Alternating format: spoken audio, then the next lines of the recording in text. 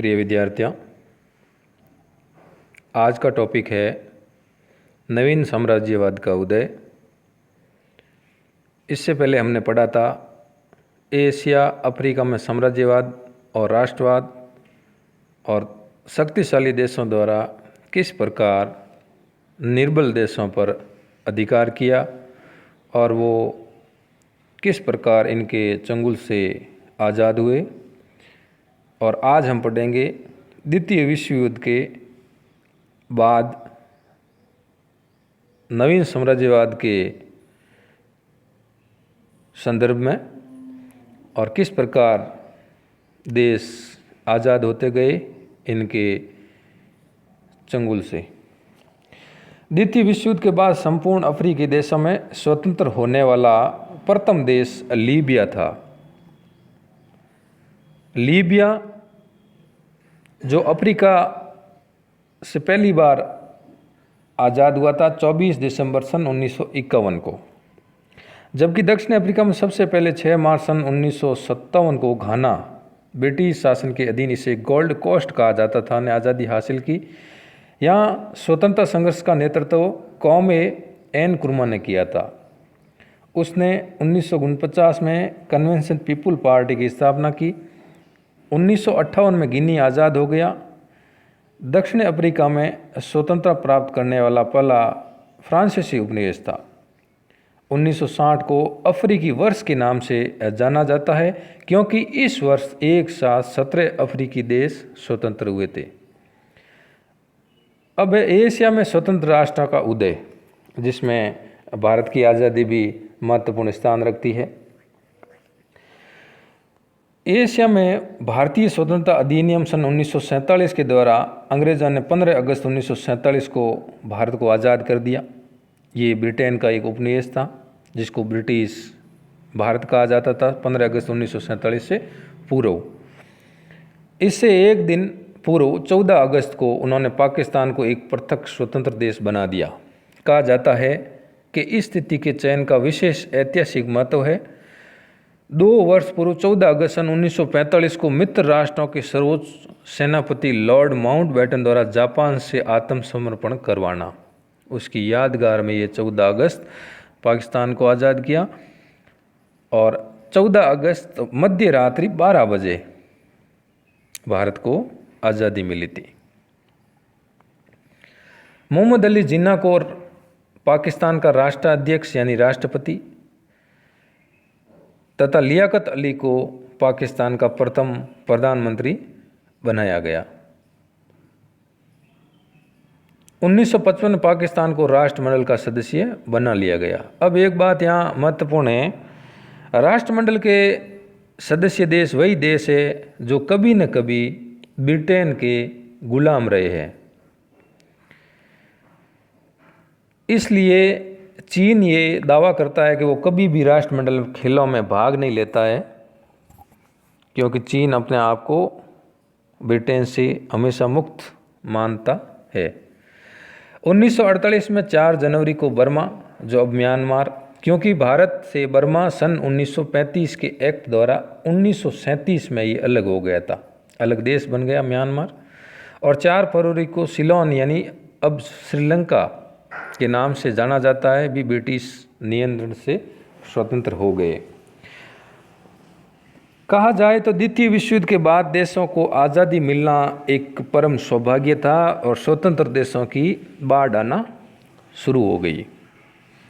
1945 में जापानी सेना की पराजय के बाद अंग्रेज़ों ने मलाया तथा अमेरिका ने फिलीपींस पर फिर से कब्जा कर लिया था, किंतु दोनों शक्तियों को फिलीपींस 1946 और मलाया 31 अगस्त 1957 को स्वतंत्र करने पड़े। 1963 में मलाया ने सबा, सारावाक और सिंगापुर के साथ मिलकर मलेशियन संघ की स्थापना की। यद्यपि सिंगापुर ने 9 अगस्त 1965 को अपने को प्रत्यक्ष स्वतंत्र देश घोषित कर दिया। द्वितीय विश्व युद्ध के बाद अमेरिका ने एशिया में पहली बार 1950 में कोरिया की लड़ाई में भाग लिया। जापानी अधिकार समाप्त होने के बाद 38 अक्षांश को विभाजक रेखा मानते हुए कोरिया को 2 भागों में बांट दिया। संयुक्त राज्य अमेरिका के अधीन दक्षिण कोरिया ने अगस्त 1948 में स्वयं को कोरियाई गणतंत्र दिवस घोषित कर दिया। जबकि सोवियत संघ जो रूस के नाम से जाना जाता है, ये रूस पहले सोवियत संघ का नाम था और सन 1991 में सोवियत संघ का विघटन कर नया नाम रूस दे दिया गया। के नियंत्रण वाले उत्तरी कोरिया ने, यानी दक्षिण कोरिया था अमेरिका के नियंत्रण में और उत्तरी कोरिया था संयुक्त यानी सोवियत संघ के नेतृत्व में। सितंबर 1948 में अपने को जनवादी गणतंत्र घोषित कर दिया, यानी उत्तरी कोरिया ने। इसके बाद सितंबर 1948 में सोवियत सेनाओं ने उत्तर कोरिया तथा जून 1949 में अमेरिकी सेनाओं ने दक्षिण कोरिया को छोड़ दिया। कोरिया के लोगों ने इस विभाजन को स्वीकार नहीं किया था।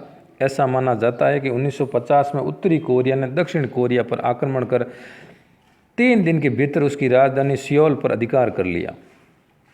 अमेरिका के नेतृत्व में संयुक्त राष्ट्र संघ ने दक्षिण कोरिया की सहायता की तो उत्तरी कोरिया के समर्थन में चीनी सेना आ गई।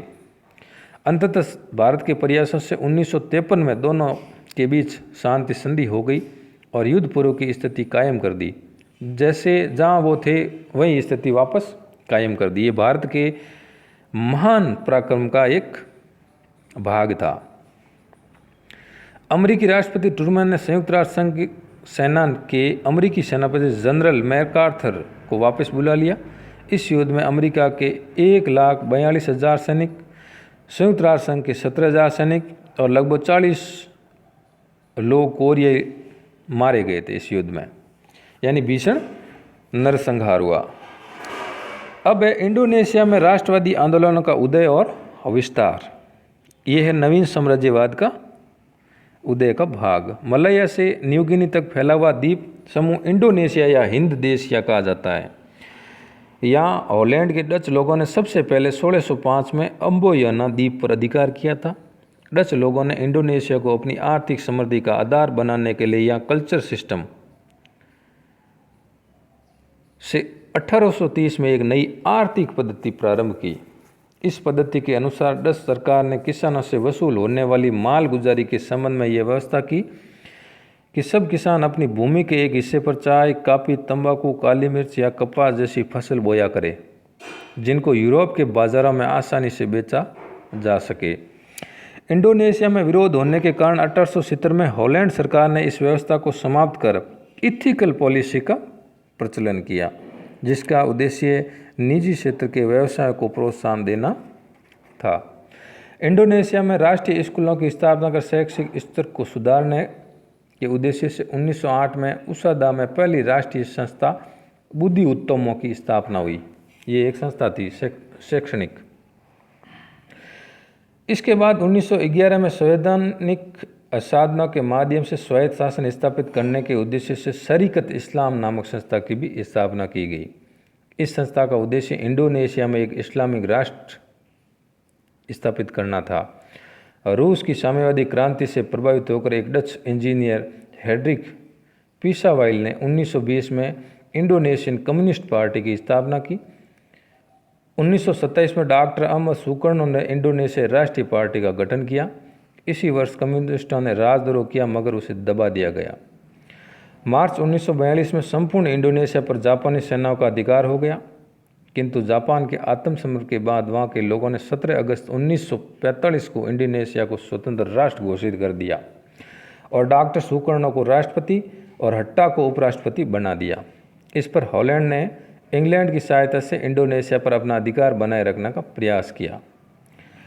25 मार्च 1947 को सुकर्णो के इंडोनेशिया रिपब्लिक तथा डच सरकार के बीच एक समझौता हुआ, जिसे लिंगायती या जाति समझौता कहा जाता है। इसके बाद केवल सुकर्णो के अधिकार वाले क्षेत्र की स्वतंत्रता स्वीकार की गई।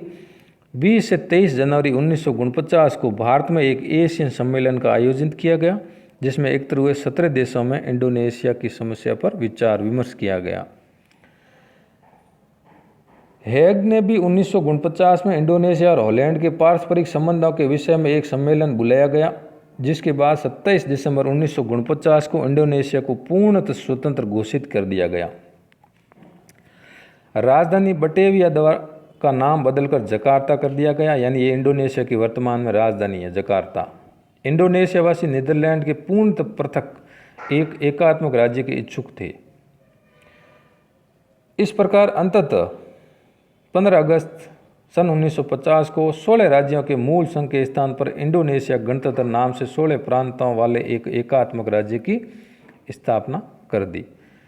अब है हिंद चीन में साम्राज्यवाद और उपनिवेशवाद। हिंद चीन दक्षिण पूर्व एशिया में फ्रांस के अधीन वह भूभाग था जिसे आजकल वियतनाम, लाओस, कंबोडिया कहा जाता है। इस क्षेत्र में सबसे पहले 16वीं शताब्दी में पुर्तगाली लोगों ने आना जाना प्रारंभ किया था। हिंद चीन के 5 मुख्य भाग थे: अन्नाम, कोचीन, चाइना, तोकिन, कंबोडिया और लाओस। जहाँ तोकिन और अन्नाम पर चीन की दक्षिणी सीमा पर स्थित होने के कारण चीनी सभ्यता का प्रभाव था, तो वहीं कंबोडिया और लाओस के प्रदेशों पर भारतीय सभ्यता का पहला फ्रांसीसी शासन कोचीन चीन में स्थापित हुआ। इस प्रकार हिंद चीन में फ्रांस की वास्तविक राजनीतिक सत्ता 1747 से 1858 के बीच स्थापित हुई। 1904-05 में जापान द्वारा रूस को पराजित करने की घटना से हिंद चीन में राष्ट्रीयता सर्वप्रथम अन्ना और तोकिंग में पैदा हुई, लेकिन हिंद चीन की जनता में एक रूपता यानी सजातीयता न होने के कारण यह राष्ट्रीय आंदोलन द्वितीय विश्व युद्ध तक अधिक गति नहीं पकड़ सका। वियतनाम में राष्ट्रीय आंदोलन के जनक हो ची मिन्ह थे। वास्तविक नाम इनका न्यूगेन वॉन थान था। फरवरी 1930 में राष्ट्रवादियों का अलग अलग समूह और गुटों को एकजुट करके वियतनामी कम्युनिस्ट पार्टी की स्थापना की, जिसे बाद में इंडो चाइनीज कम्युनिस्ट पार्टी के नाम से जाना जाता है। 1941 में वियतनामी साम्यवादी ने हो ची मिन्ह के नेतृत्व में वियतनामी लीग की स्थापना की, जिससे फ्रांस की विश्व सरकार द्वारा जापानियों के खिलाफ संघर्ष किया। इससे पूर्व 1925 में हो ची मिन्ह, जिसका शाब्दिक अर्थ है पथ प्रदर्शक, ने वियतनाम के क्रांतिकारी युवा संघ तथा 1930 में वियतनामी कम्युनिस्ट पार्टी की स्थापना की। द्वितीय विश्व युद्ध के दौरान जापानी आक्रमण के कारण मलया, इंडोनेशिया, बर्मा आदि के साथ हिंद चीन को भी साम्राज्यवाद से मुक्त होने का अवसर मिला। मार्च 1945 में हिंद चीन से जापानी सेनाओं के लौटने के बाद हिंद चीन के राष्ट्रवादियों ने अन्नाम के सम्राट बाओदाई की सत्ता की उपेक्षा कर हिंद चीन में हो ची मिन्ह के नेतृत्व में वियतनाम नाम की रिपब्लिक राज्य की घोषणा की और अपने को फ्रांसीसी आधिपत्य से मुक्त करवाया। 6 मार्च सन 1946 को फ्रांस और वियतनाम सरकार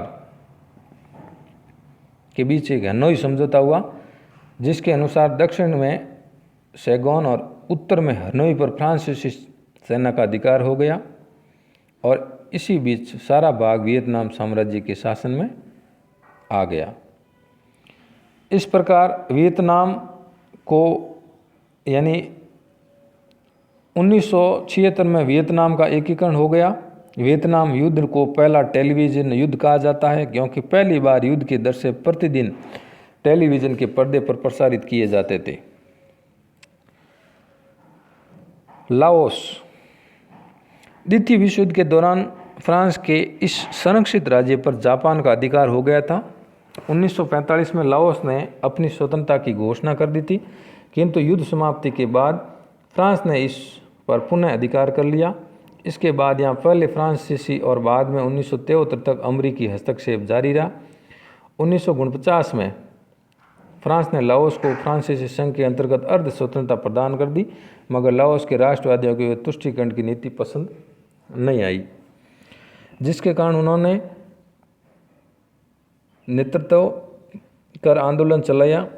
अमेरिका ने इस आंदोलन को दबाने का प्रयास किया, जिसके कारण ये आंदोलन 1973 तक चलता रहा। अब है कंबोडिया, इसको कंपूचिया भी कहते हैं। यहाँ पर भी जापानी आत्मसमर्पण के बाद फ्रांस ने पुनः अधिकार लिया। 1953 में राजकुमार नरोदम संसद को भंग कर विश्व जनमत को अपने पक्ष में करने के लिए कंबोडिया से निकल पड़ा, जिसके बाद फ्रांस द्वारा 1953 में कंबोडिया को स्वतंत्र कर दिया।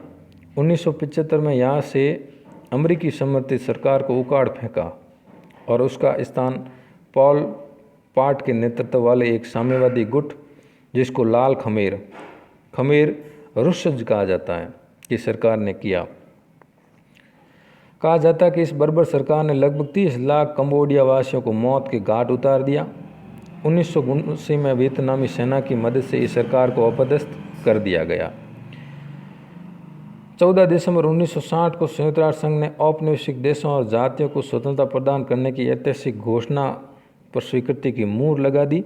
संयुक्त राष्ट्र संघ ने इस अधिवेशन में 5 गुटनिरपेक्ष देशों के नेता, भारत के पंडित जवाहरलाल नेहरू, इंडोनेशिया के डॉक्टर सुकर्णो, मिस्र के नेहरू कहते जिनका नाम था नासिर, इनको नेहरू, नासिर और टीटो के नाम से एक गुट निरपेक्ष देशों के नाम से जानते हैं। यूगोस्लाविया के टीटो और घाना के एना क्रोमा शामिल हुए। साम्राज्यवादी की समाप्ति के बाद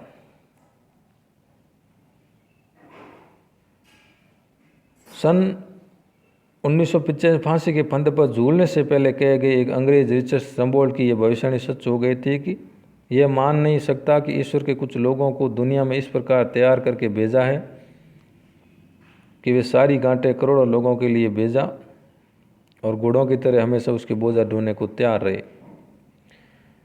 आवर वर्ल्ड थ्रो एजेज लेखक नेथेनियल प्लेट व म्यूरल जीन ड्रूम्ड, ये उनकी पुस्तक में छपा था। तो इस प्रकार साम्राज्यवादी होड़ संपूर्ण विश्व में मची और उसका खात्मा भी द्वितीय विश्व युद्ध के साथ साथ संपूर्ण विश्व में हो गया। आज संपूर्ण देश लगभग जो ओलंपिक खेलों में भाग लेते हैं उनकी संख्या है 205 और स्वतंत्र देशों की संख्या लगभग 250 के लगभग है।